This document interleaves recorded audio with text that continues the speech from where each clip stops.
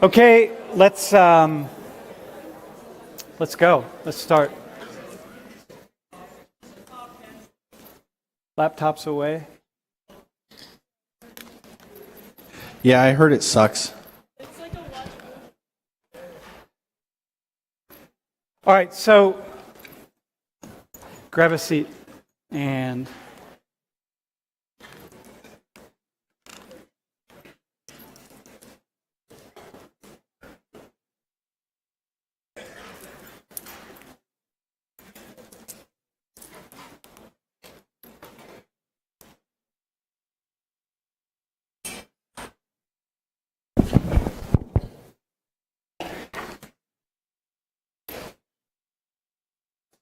all right, here we go.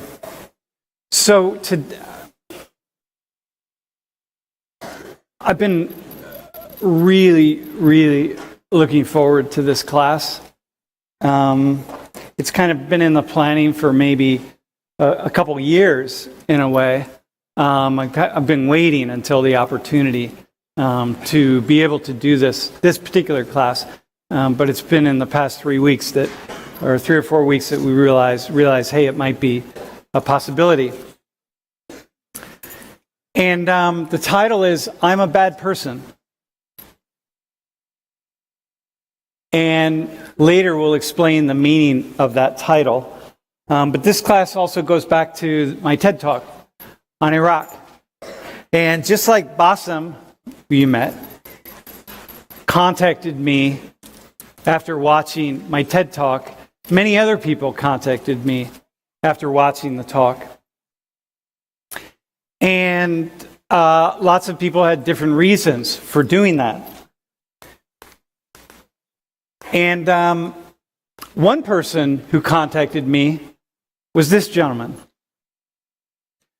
And he said that somehow he stumbled upon the talk and he listened to it, and it really motivated him to reach out to me. And so we started a correspondence, and he sent me an article that he wrote called A Soldier's Story. And students in this class for the past several semesters have been reading this story. And he sent me a link to his book, and I bought his book called God Is Not Here. And when a soldier, including particularly someone who's had a lot of experience in deployments and who is elevated to the rank of lieutenant colonel, writes a book called God Is Not Here, it makes me really curious to see what it is that they're seeing. And so, as it turns out, this gentleman, Lieutenant Colonel Bill Edmonds, is here visiting us today. And so I'm going to welcome him to Social 119. Sir, come on up. Thanks, Dan. Appreciate it. Yeah, thanks for coming. My pleasure. Hey, before you start, I know that you're going to say something about, why did you reach out to me? What did you see in that talk? Wow. I saw someone reflecting back who hadn't experienced war, someone reflect back my views that I developed when I was in Iraq. Seeing ourselves from someone else's perspective. And that's the experience that I was afforded in Iraq, was be able to, see all of, our strengths and weaknesses, our foibles and faults from their eyes, which is an eye-opener. Yeah, definitely. Yeah, very cool. I appreciate it, and thanks for coming, because, you're coming all the way from Germany. And why are you here? Like, what's your reason for speaking, especially to a group of mostly college students? I've honestly, the reason I'm here, we become wise not only by creating new knowledge. We become wise by remembering things that nearly every major religion, spiritual tradition, humanistic tradition has learned, and then which we've forgotten. over and over again in our lives. And, several years ago, life smacked me over the head. I lived my life, and now I'm 49. I learned that I was living unwisely. And if nothing else, that required for me to find death before death could find me. And what happened, it required a lot of motivation on my part. 'Cause I was a particularly dense guy. And so, it required multiple combat deployments, life and death experiences, as well as many years of suffering. But what I would like, nothing better in the world than that you are able to find yourself, know who you truly are, without all of the kicking and screaming that I went through. Hopefully you can learn from my mistakes. Maybe I'll learn something also. Hey, so let's talk about you. So we have some photos, so I put a slideshow together. Tell us, we're going to go through this part quite briefly. So who are these folks up here? Well,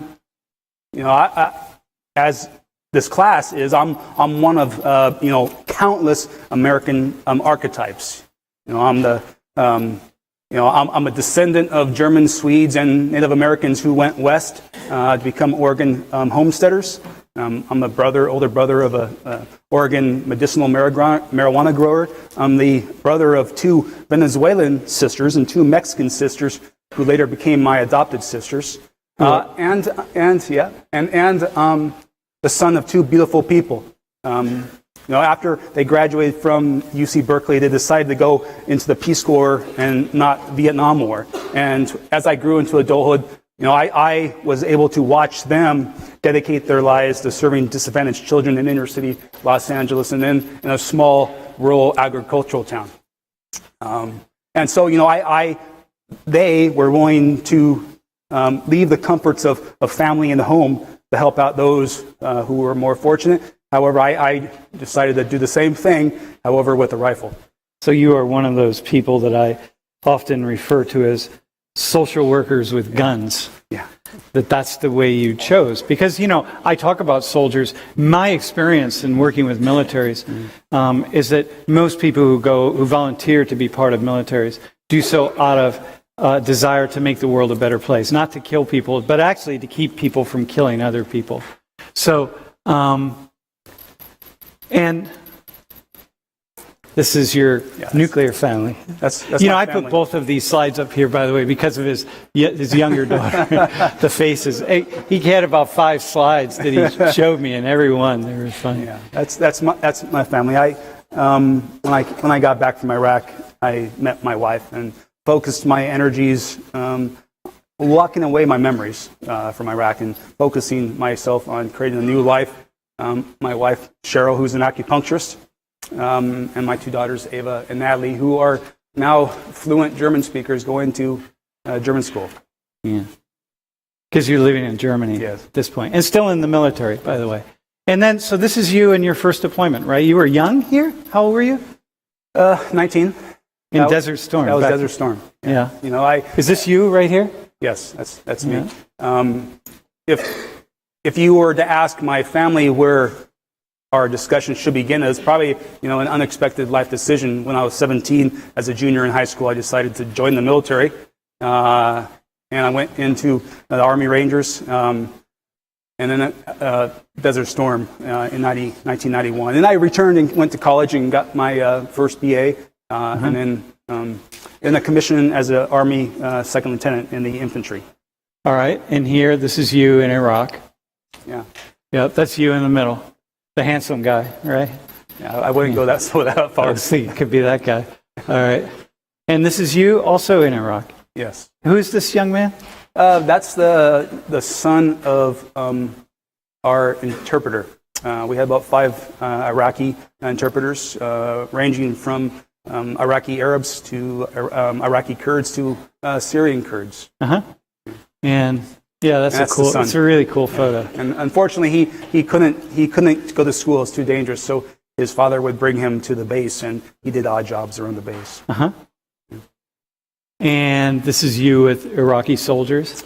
Yes. In the mess lab?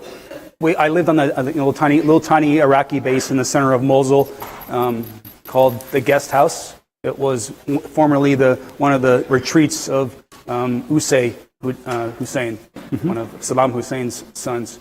I lived with about 6 other Americans and about 400 Iraqis. And I should say, so we're talking here about one deployment for you. You've been deployed many times. Yeah. Like how many times? 14. 14? Yeah. Okay. And this is you out jogging? That's the base. So it was a tiny little base, maybe 500 meters long.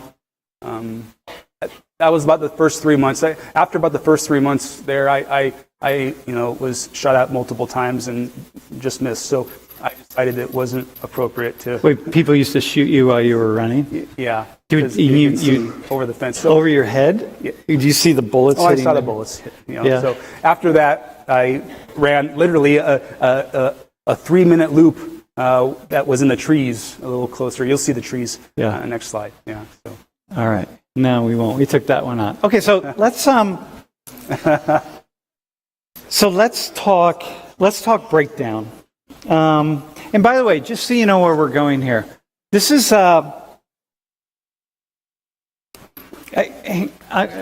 me just speak for a second, okay? I've heard that's not very hard.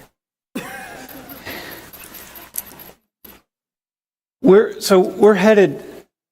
This is a really, in many ways, you'll see as we move forward, a very difficult class, and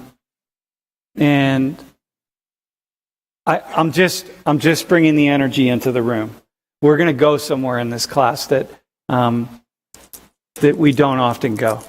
Okay, so we're going to talk breakdown, and we're going to talk about breakdown in Iraq before internal breakdown.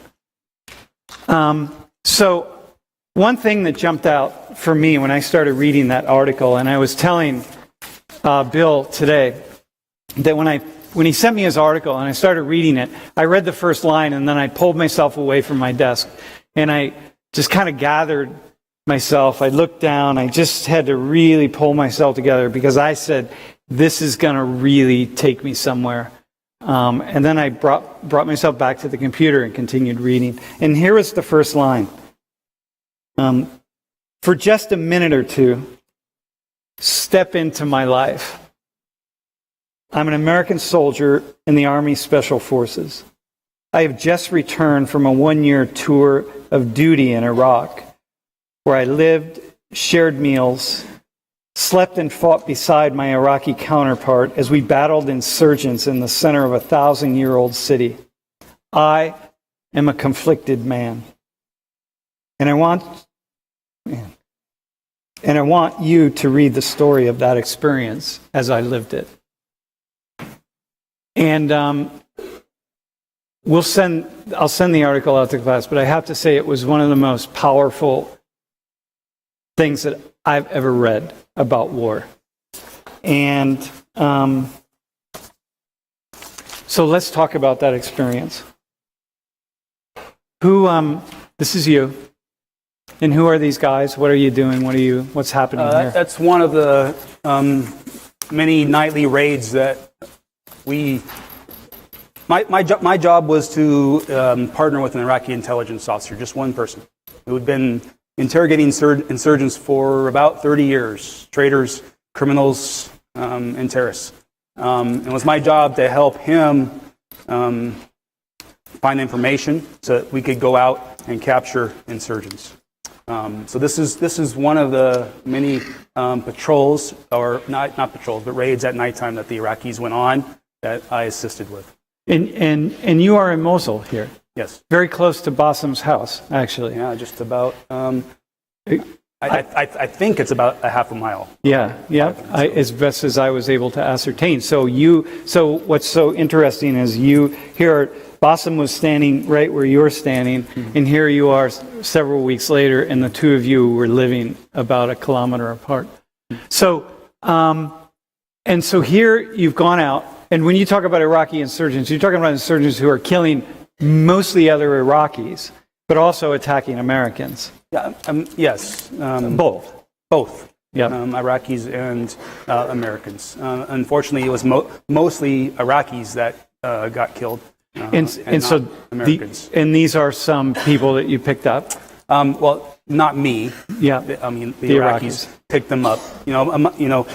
My job was to help him interrogate, get information, go out, find, so that we can interrogate more. And it was a never-ending cycle. And when we would bring, they would bring people in. They would have, at the time, 2005. This was a very, well, it is still, but it was a very dangerous time, especially for Iraqis who were in the Iraqi military and were working with Americans.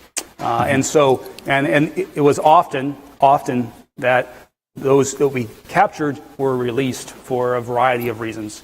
So the Iraqis were very worried about their faces being seen. So the sandbags were primarily for the safety of the Iraqis that were either in the missions or interrogated. So this bag on that person's head is to keep them from being able to identify the other Iraqi soldiers who have brought them in, so that they don't then carry out acts of violence against them. So when we talk about Iraq breakdown in Iraq, I think as we talk about this, you and I were talking earlier. I think it's really important for people to understand that after we invaded and Saddam Hussein kicked out Saddam Hussein.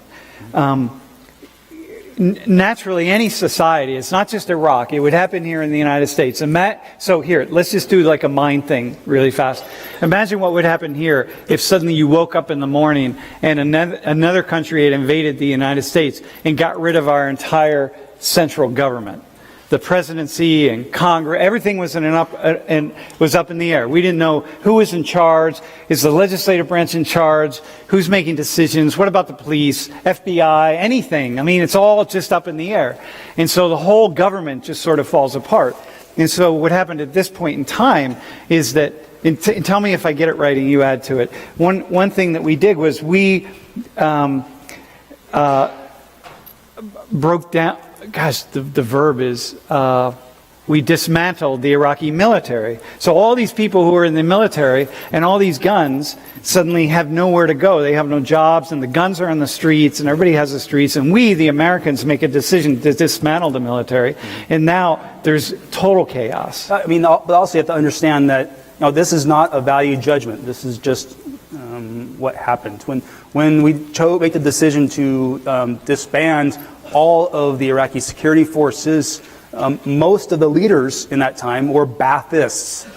They were of a party that was beholden to Saddam Hussein, and they depended on their positions for their welfare in life. And then all of a sudden, within a second, it was all gone. And so that became one of the many backbones of an insurgency that would arise, about a year and a half after our initial invasion of Iraq. So there's nothing unique about Iraqis being particularly violent, particularly crazy, particularly this. This is going to be the same in any society. But you were there at this particular time when things really fell apart. This insurgency emerged. People who were really angry. Yes. The Iraqis angry at the Americans, angry at. I mean, there wasn't a single stereotype. Just like any city in America and the violence there, you're going to have 1,000 different motivations for wanting to fight. All the way from those who just use the chaos, the anarchy, because for personal reasons, power and greed, to those who are very moral and just learned over time to hate Americans, all the way to those who subverted Islam. So this is where you were. This is right in here, right? Is the prison? That's the guest house. Just to the left is where I ran in the trees. But right to the left of that pickup truck in the basement is where the prison was. It's mostly dark, mildew on the walls, cold. It held about six people, but often there was a lot more than just six. And you were 1 year working out of that basement prison. Yeah, One, literally, I mean, the base was, probably 300 meters by 200 meters. It was just a very small, tiny little base right in the center, and surrounded, by destroyed buildings on one side and the Tigris River on the other side. And so my life consisted of a triangle between the prison, where I slept, was about, literally where this picture is taken is on the roof of where I slept, and then the place where we ate food with the Iraqis, which was about 100 feet to the left there. So that was life. That and patrols. And this gentleman? Yeah, that's Sadie, which is Arabic for sir. That's Sadie. He was my partner in life for 1 year. And he's this Iraqi. He's the Iraqi colonel. That my job was to advise and assist in his interrogations with his prisoners. However, that was my job responsibility. My moral responsibility was to try to deter him from resorting to torture and to abide by the Geneva Conventions.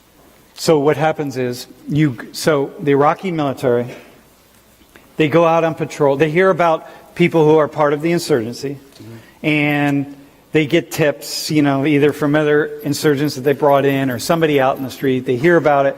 They go out at night. They bring people in who they need to question because they need to stop it. People are getting killed. I mean, innocent people are being killed all over the city. And so the goal is to stop the killing.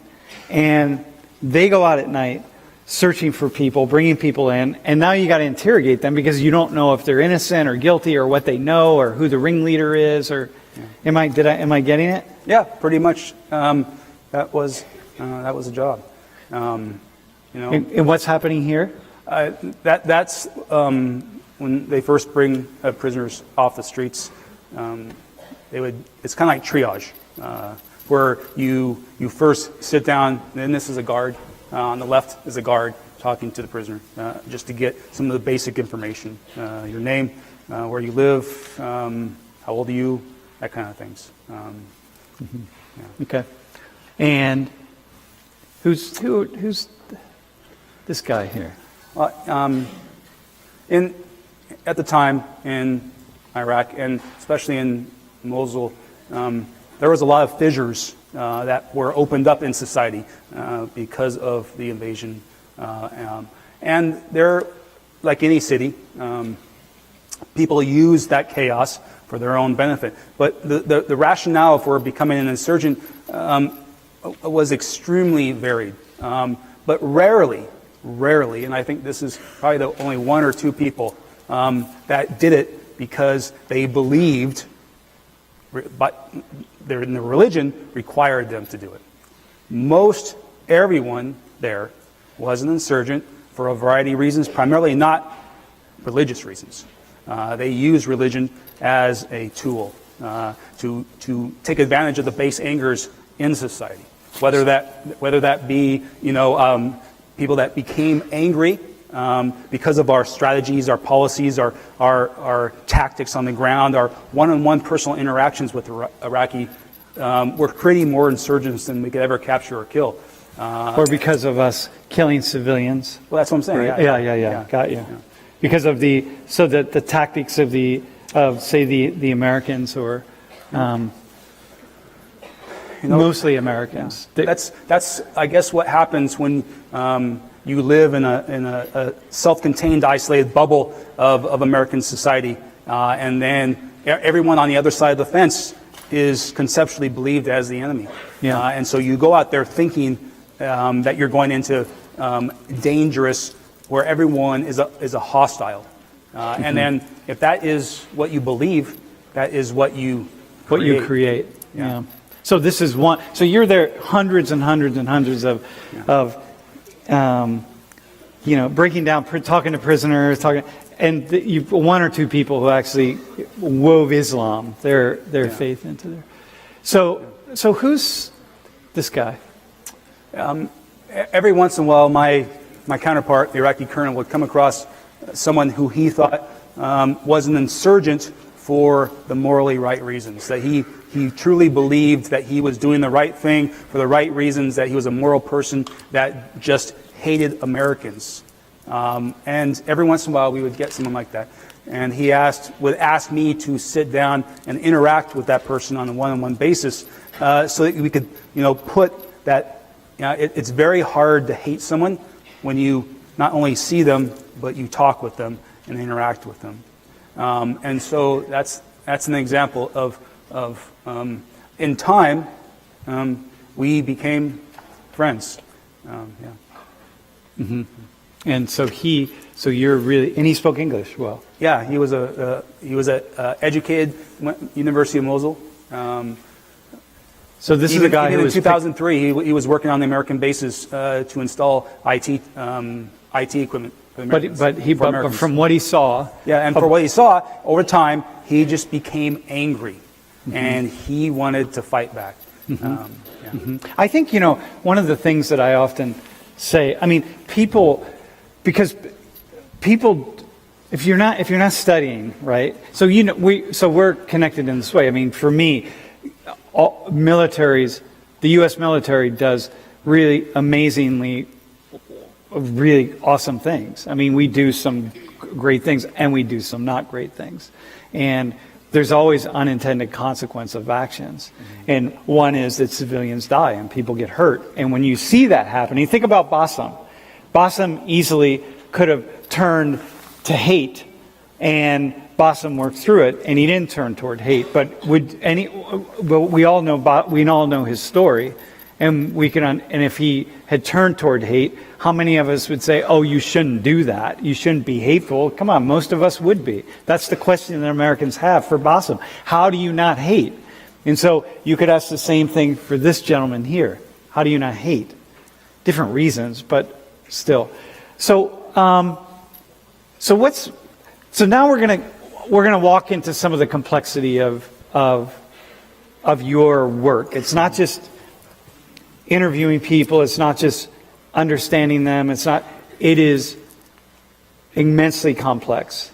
And the breakdown of Iraqi society then, because of what's happening in your role, begins a process of breakdown inside of you. Yeah.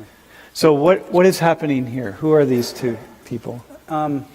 Over time, all of the interrogations, reality became condensed. It became like a thick soup that just poured down my mouth. And over time, every name became a face, and every face, whether that face be an angel or a devil, seemed to condemn me to moral failure, because almost every decision resulted in the opposite of every best intention. And that's what happens when you are literally, live and work in the crucible of human existence. And it didn't matter the choice you made. We got information about a young girl that was kidnapped and to make made a sex slave. But we got the information too late, and so we went out to find her. And unfortunately, she wasn't there. So we captured a father, his brother, and that father's son, and we pitted this family together. And the father would yell at the son, no, it's not me, it's you're the one who killed her, you're the one who shot her with 2 rounds to the back of the head. And the son would scream back at the uncle, no, you're the one who had sex with her. And the uncle would scream back to the son, no, you're the one who threw her in the river. We found her body a few days later in the reeds of the Tigris River. Her name was Aisha, and she was 12 years old. And this is important because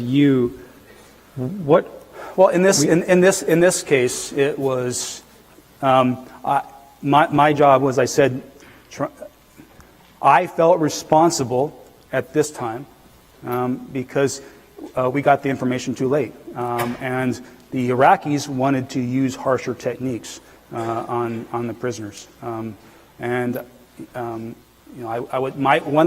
because I couldn't give orders, my job was to use persuasion, and often that persuasion would sometimes work, and sometimes it wouldn't work. And you chose the persuasion tactic. Yes. Time passes by. Time passes by, and no matter what happens, War is a moral minefield. Every single step, every single choice you make can feel like you're dying a little death, because it's not where a moral decision doesn't necessarily result in a catastrophic event. There you can see the consequences, you can smell the consequence, you can touch, taste, and even feel the consequences of your decisions that happen in the future. So every decision that you're making, if you slow down because you're trying to follow you follow your own conscience, and then the result of you following your conscience, which is what most everybody, say Americans would say, the average Americans would follow your conscience, and then the result of that is a bad outcome. And then if you follow your bad instincts, then the result is a bad outcome. It's so go to. One of the prisoners I convinced the Iraqis not to release went out, and this is Master Sergeant Anthony Yost. Anthony was killed in a house that was booby-trapped by a prisoner that I convinced the Iraqis to not torture and to release. Tony is survived by his wife and 3 children. Yeah. So you said that quickly, and I don't want to keep you in the space, but because it's important that people understand, when we send soldiers off to war, when we send people off to war, it's not just sending them off to war, we're sending them off to be transformed, and sometimes transformed in really very painful and difficult ways. So what you said was, so you convinced, they brought some insurgent in, they brought somebody in, you convinced the Iraqis to let them go. To let them go, and not to torture him, because that insurgent refused to talk. And Anthony went into a house that was unfortunately booby-trapped by that insurgent, and the house collapsed down on top of him. And so part of war, which is what we're moving into, is this conversation of part of the casualties of war are all of the conflicted feelings and realities that soldiers bring home with them that result from them trying to make the best possible decision that they can make that leads to terrible outcomes. And so he is one terrible outcome.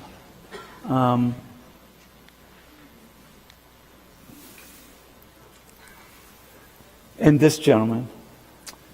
I don't remember his name. What I do remember was that he was one of the insurgents that we captured, and I again convinced the Iraqis to release him. 3 months later, he was captured again and brought back to the prison where I lived and worked. And with him, we found out that he had gone on after I released him to execute 10 Iraqi civilians. He described it, either shooting them in the bullet with the back of the head or sawing their head off with a knife. And I watched the videotapes of him doing that. You watched the video? So he's yes. And I asked him, who were these people that you executed? And he said essentially, I don't know their names. I was paid $50 for each victim. And did you watch the tapes because you just you felt obligated to watch them? It's an obligation. One, it's our job to try to figure out. It's information, and we had to figure out who he was, who these people were. It could give us information about other insurgents, other terrorists. Yeah.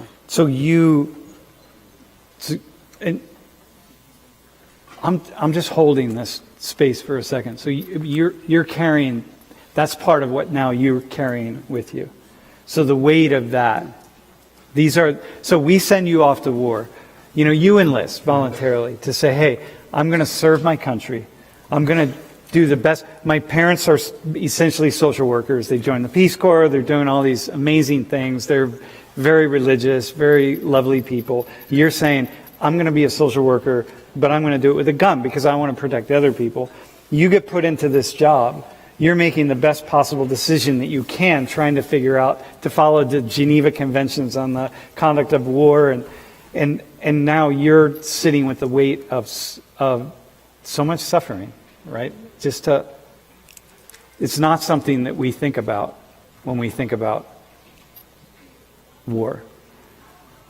No, but then I learned over time. I learned that most of the prisoners were actually innocent. That most of them had been just caught up in the net that the Iraqis used to catch sharks, and also to get information. I asked my partner, if he could explain this, and he essentially said that if the person is guilty, all right, or if the information comes from a guilty person, then the suffering is both necessary and fortunate. If the information comes from an innocent person, the information is the suffering is unfortunate, but necessary. This man, he confessed to things that he didn't do. And I remember the Iraqi interrogator asking him, why did you confess? And he said, essentially, sir, your slaps were so hard that I thought if this was your slap, what happens when you use a cable? Yeah. And your job this whole time is to try to, knowing that these interrogations have to happen, they have to occur. Otherwise, you're not going to get any information. And you got to try to make it happen in a way that's humane, legal, and yet they get the information that they need to get. And you're not doing the interrogations. No, I was purely advisor. Yeah. I would often sit in the back with a mask over my own head. So you're just in this impossible. So this photo up here, right? So I wanted to use this photo because this is one that when you were in Iraq, a buddy of yours took this? Yes. Yeah. So when we're talking, you understand, when we're talking about civilians being harmed, because we were only showing men, but we're talking about people. Look at this beautiful girl, right? This is the harm. So your job is to help ensure, to stop the harm that's coming to average Iraqis.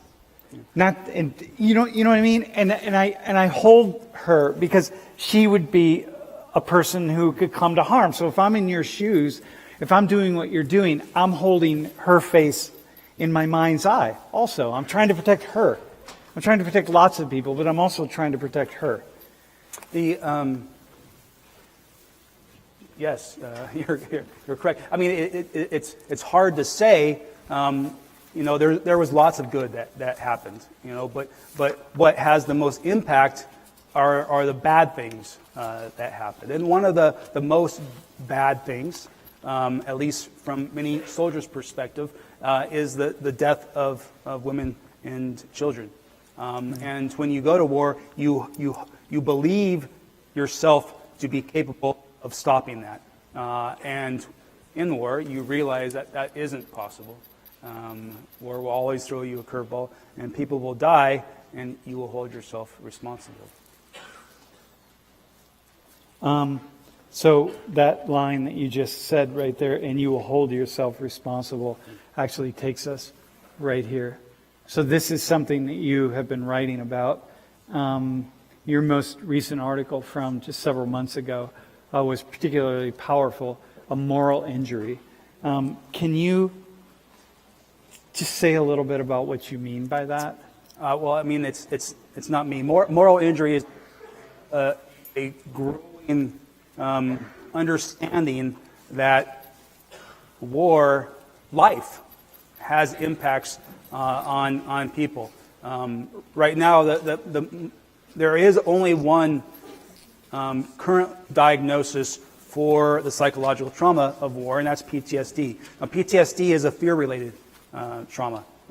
You have to have experienced some overwhelming fear for your life to be considered for diagnosis of PTSD. However, in war, all right? Humans, one of the things that we do, all right, from birth to death is we derive meaning from things, external situations, whether that be a wife, a husband, a partner, okay, your children, a job, a family, your car, the way you look, your body, your position of power or respect.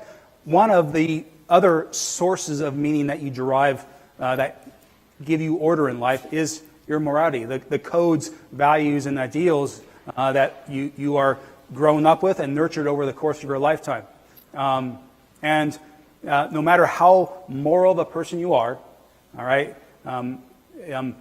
when you ask a moral person to go to war, the world, other people, or even yourself will violate that moral code. It's inevitable. And one of the signature wounds of war is being considered is something called moral injury. Yes. So I think I think in one of your writings you called it the signature wound. Well, it wasn't. Of this generation. That was a quote. I believe that quote came from a Pulitzer Prize winner author called David Wood, named David Wood. Yeah. So you yeah, look, I mean the thing, Bill, the thing that so strikes me as I've gotten to know you is, and as I understand more about your family and your parents, is the essential goodness that is within you, right? And I don't know you that well, but I've read now much of your writing. I've had many conversations with you, and just the essential goodness. And so I imagine myself, I feel like I'm a moral and ethical being. And I imagine myself sitting, in that basement prison, knowing what has to happen here in order to protect life. And not just my life, right? Because I'm kind of on the base protected, but the lives of innocent people. And for whatever effed up reason, things got to be this way, right? So we can blame it on lots of decisions on the Americans, which in my TED Talk, for me, it's all about oil. If Iraq didn't have oil, we wouldn't have gone in, and we wouldn't have made the decisions to destroy a society so things would break down. And this wouldn't have happened, and you wouldn't have been there, and people wouldn't be getting killed, and it would be a very different situation. But now here I am, this person who joins the military in this way that I'm going to try to make the world a better place, and I'm stuck in these trying to make decisions between a terrible decision and a more terrible one. And whatever one I make, bad things are going to happen. And now this is weighing on me. This is sitting. Well, I want to make sure I'm absolutely clear. Yeah. When he says, a terrible decision to a terrible, everyone's thinking, torture or not torture. And, what I learned over a year is that torture doesn't work. All right. Not only is it morally reprehensible, it's not effective, and that when you torture, what you're really doing is unconsciously or consciously pissed off, and other than the aberrant people who do it for fun, it's emotional gratification. And it doesn't work. Yeah, and I'm thinking this idea between, hey, I think this guy might be innocent, so we should let him go, but he might be guilty, and we should hang on. And it's like nothing you do, you're going to get it right, you're going to get it wrong. It's just, it's really unimaginable. Well, I guess one of the important lessons I learned is that, the future doesn't happen in the future. The future happens in the moment, and the future that you experience reflects back your inner state of being. And so, if you make a immoral decision, the chances are you're going to have an immoral consequence. Yo, So, the whole end versus mean thing, Yep. that is the justification for every atrocity, every dogma in society over 5,600 years can almost be attributed back to absolute certainty that the future holds some utopian state, environment, and it's better than now. And anything now I do is justified to accomplish that future. But the future will never come. Even if I go kill all of these people to make that future that's going to be great, it's never going to come because the path I've taken to do that. So who...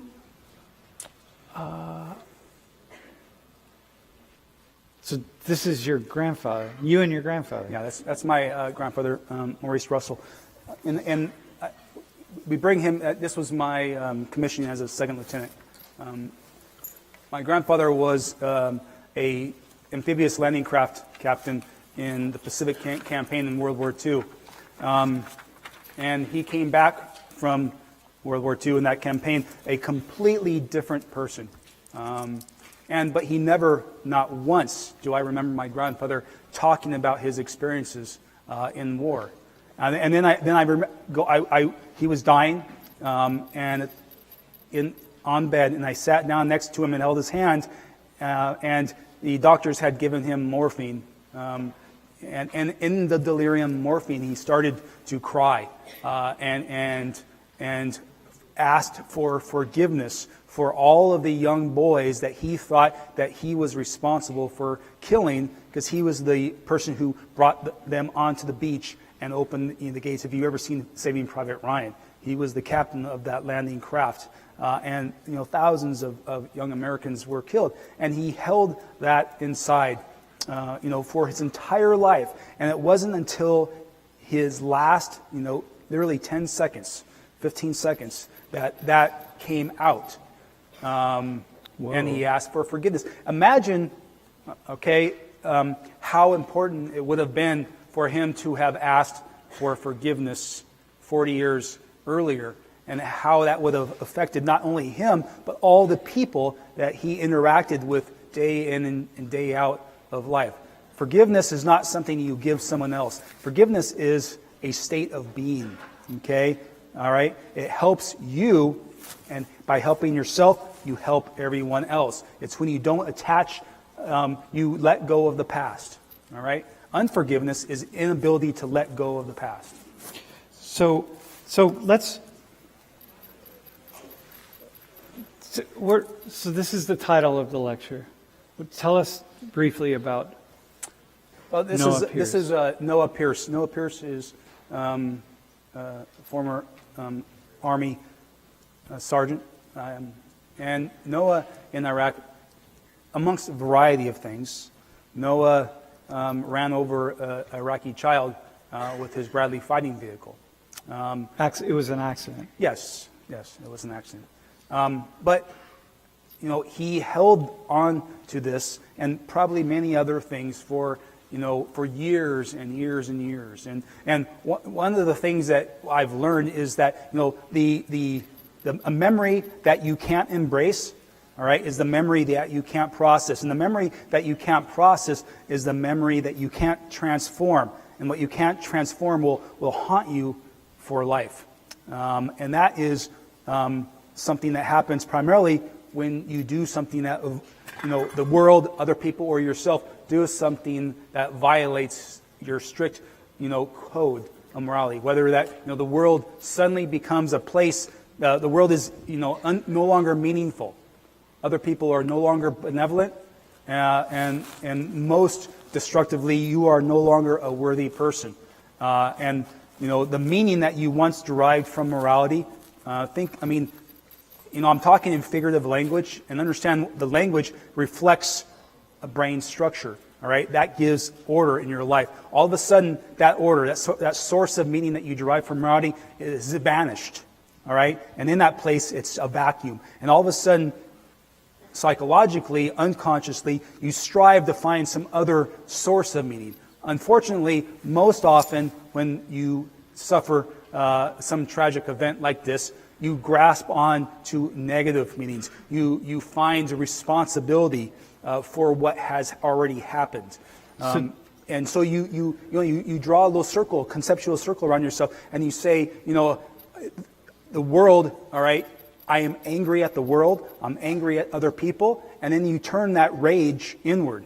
And rage turned inward is shame. And that's what happened to you. Well, yeah, and that's what happened, I believe to know, and that's what happens to lots of people, not only in war, but I mean, war is just, it's just it's life condensed into a very small space, time and environment. So we have, okay. So when people might have the sense that after this one particular year in Iraq, I mean, this is just one of different deployments, but after this 1 year, you didn't just get here. You spiraled and struggled, and it's but for the grace of something that you're actually standing here, that you continue to move forward. And when I came back from Iraq, there was no visible wounds. But something had changed inside, But like I said before, I locked those memories away, and I focused my energies on creating a new life, a new job, getting married, and trying to start a family. But over 5 years, I realized that I was still living inside of that basement prison, and every single second of every single day, those memories would rise like a phoenix. And blossom into blistering consciousness, and then fall down the dust, and then rise once again.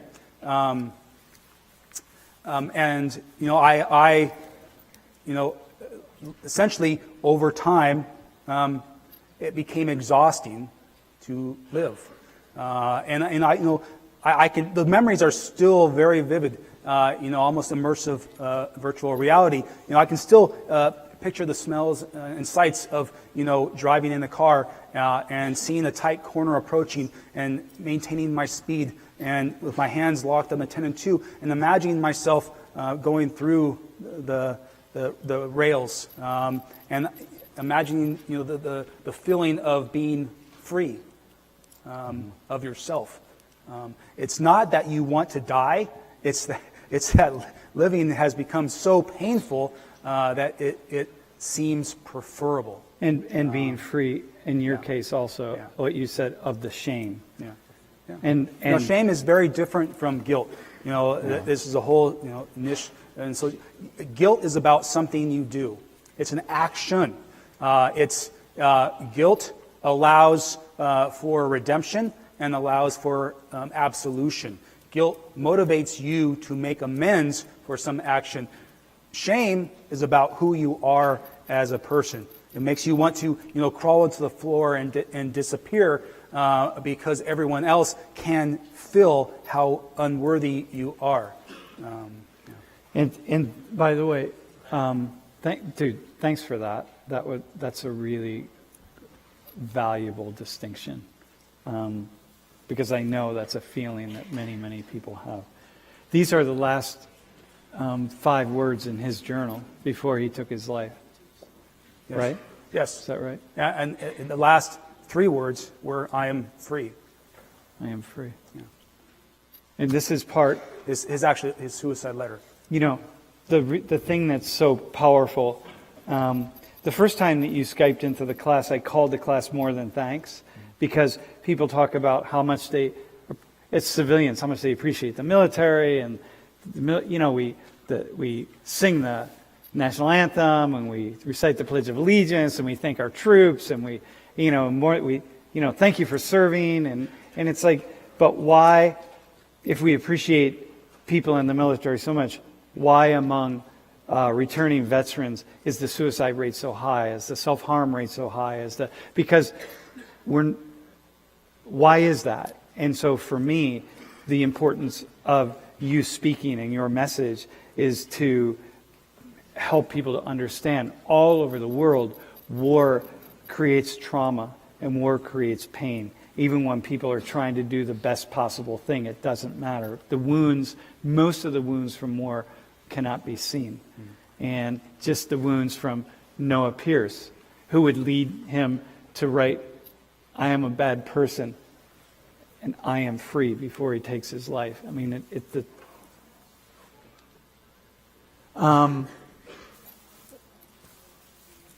I want to, just one final piece here, that I want to read this quote, and then so you put this in one of your writings. Again, kind of coming from what I just said about how sort of easily we talk about war and going to war, and we play war games, and we have, video games, and we watch movies, and it's just like this thing that we don't often have an opportunity to reflect on what it really is and what it really means. And so Brian Turner was in the U.S. Army, and he wrote, "It should make you shake and sweat, nightmare you, strand you in a desert of irrevocable desolation. The consequences seared into the vein. No matter what adrenaline feeds the muscle, it's courage. No matter what God shines down on you.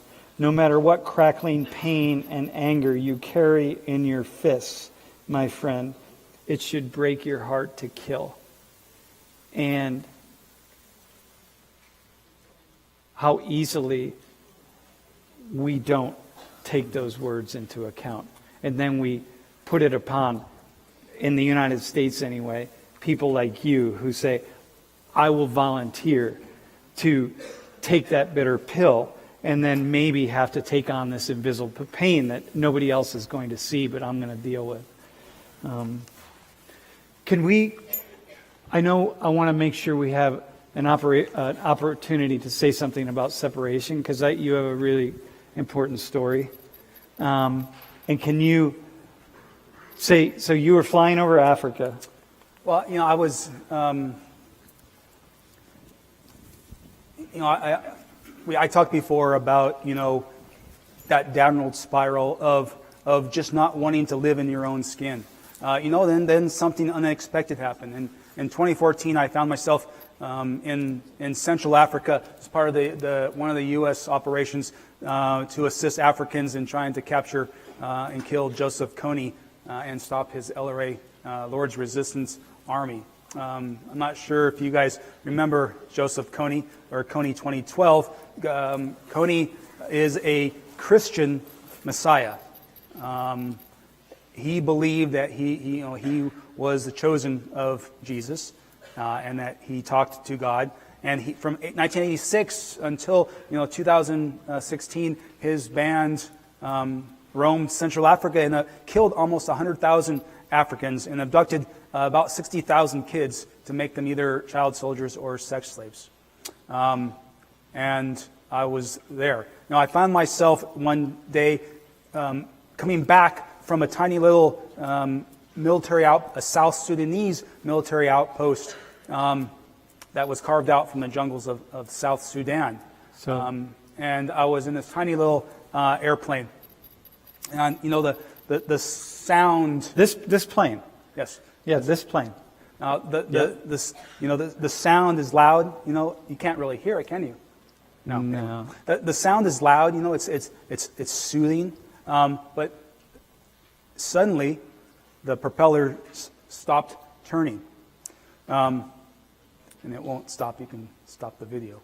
But and I fell back into my seats, and I remember, looking out the other small little window and counting, up to 13. And at 13, I remember that propeller stopped turning as well. And I fell back into my seat. And I realized suddenly that the engines weren't working and that we were going to crash.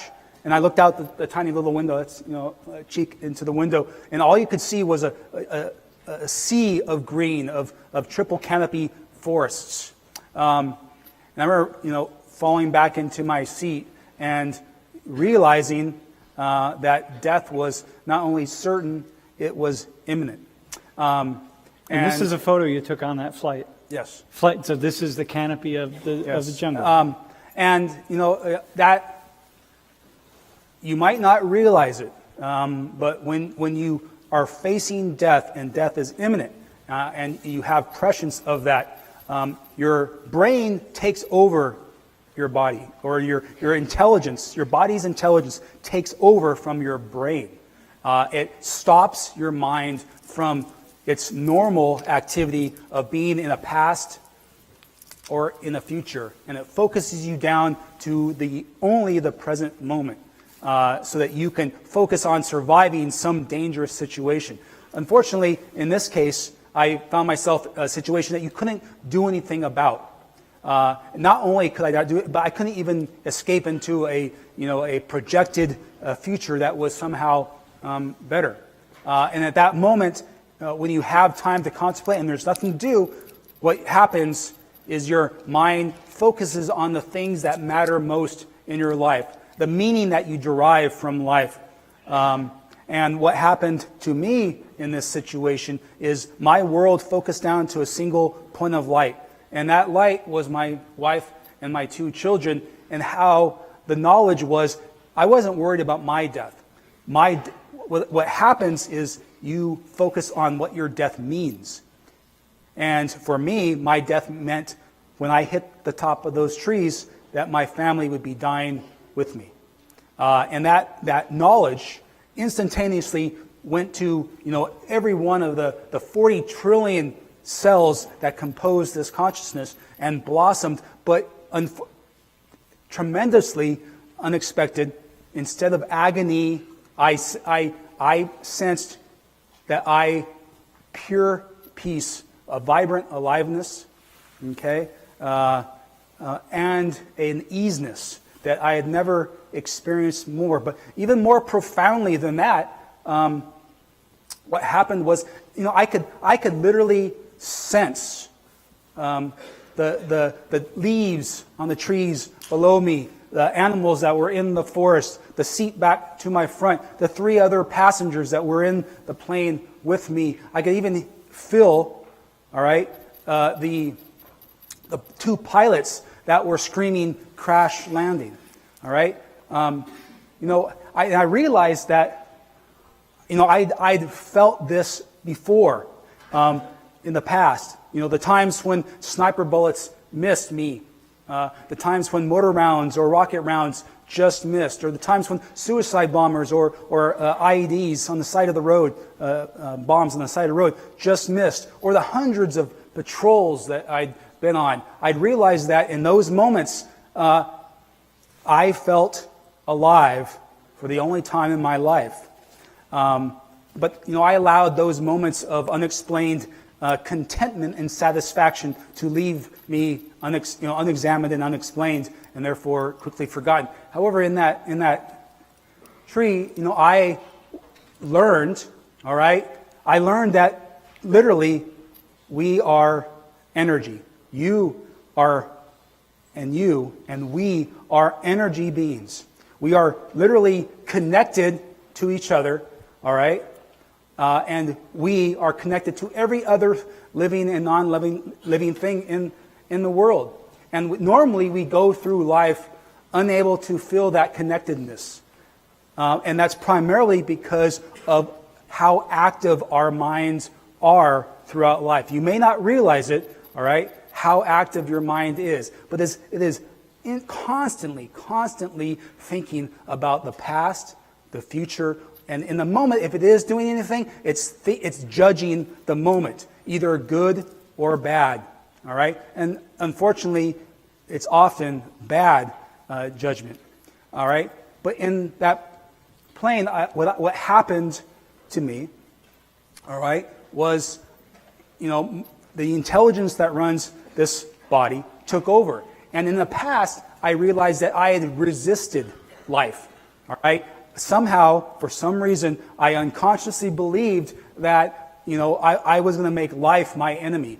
And every punch I threw, somehow I believed unconsciously that it was going to change what had already happened. It was going to bring back the people that had died from my decisions or indecisions. All right? But in fact, every punch that I threw at life, that punch came back and hit me, all right, with greater intensity. And I learned that, all the suffering that I believed was coming from out there and into here was in fact coming from here onto myself. But in that plane, my body intelligence took over and said, you know what, we're going to try something different. Instead of resisting life, all right, we're going to surrender absolutely and unconditionally. And that's not surrender as in, I'm gonna, it's great. It's a good thing that we're going to crash into trees. That's a surrender to not judge internally what is happening. And when I chose unconsciously to surrender, I discovered, all right, how, in fact, underneath the obscuration of your mind, we truly are not only connected, but that connectedness feels amazing, all right? It's not a feeling that you derive from outside. It's a feeling that you are right now.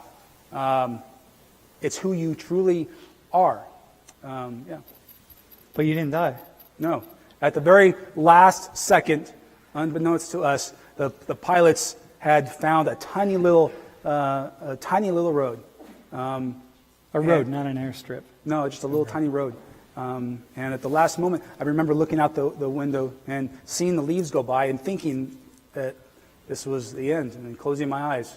And instead, we smacked into a road and jumped over another truck, a vehicle on the road, slammed on our brakes. The airplanes, slammed forward.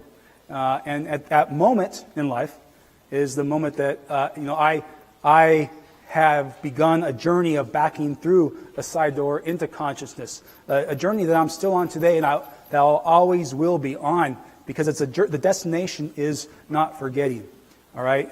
The destination is not forgetting who we truly are. Now you say, what's the big deal about this separation, and how when we feel separated, all right, when we feel that we're an isolated individual, what that impact is on our life. And it's truly unfathomable and unspeakable. So I want to hear some final words from you. So,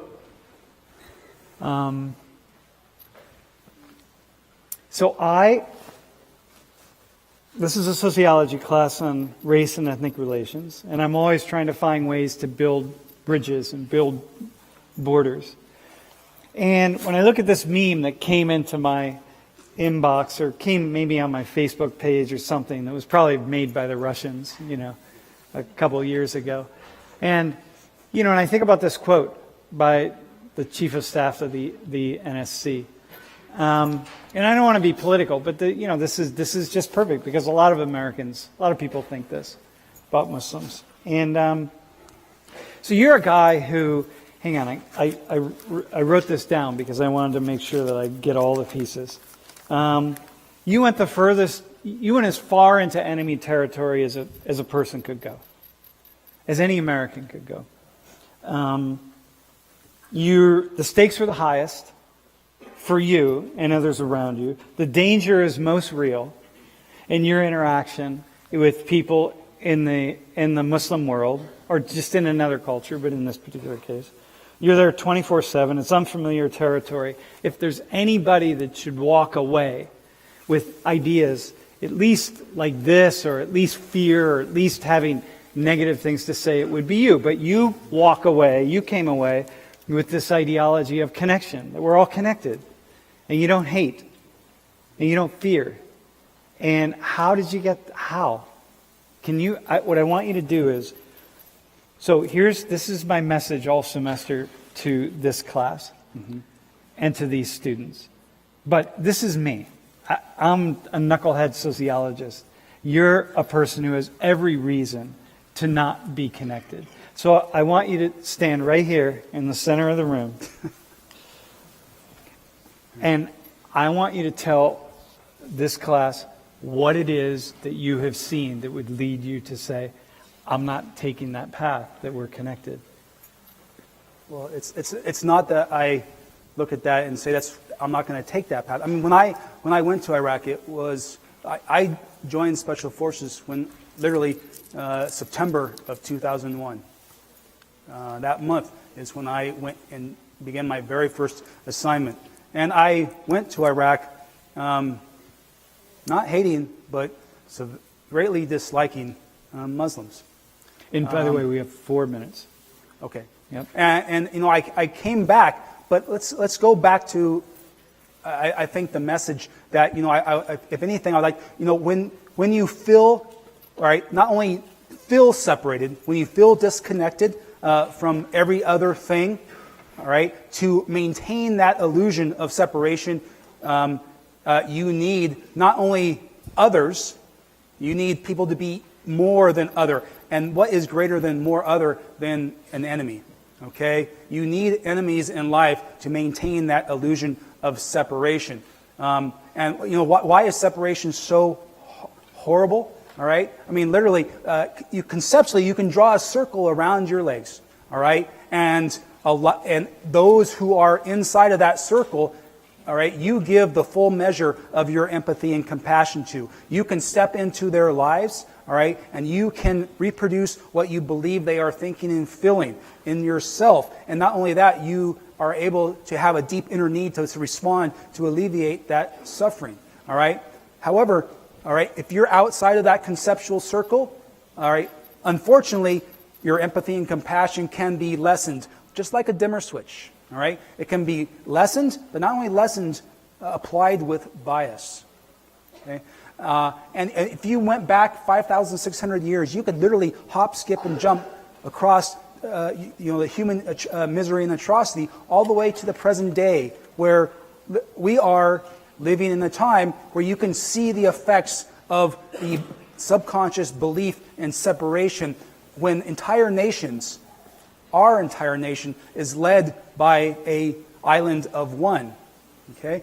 Not only that, you can see the exact paradox and simultaneous opposite of that when entire human species is incapable of embracing the planet with empathy and compassion. So, if there's anything I want to convey, is to know, all right, what Buddhists have always known and what physicists now literally confirm. All right? No one can exist in isolation. It's not possible.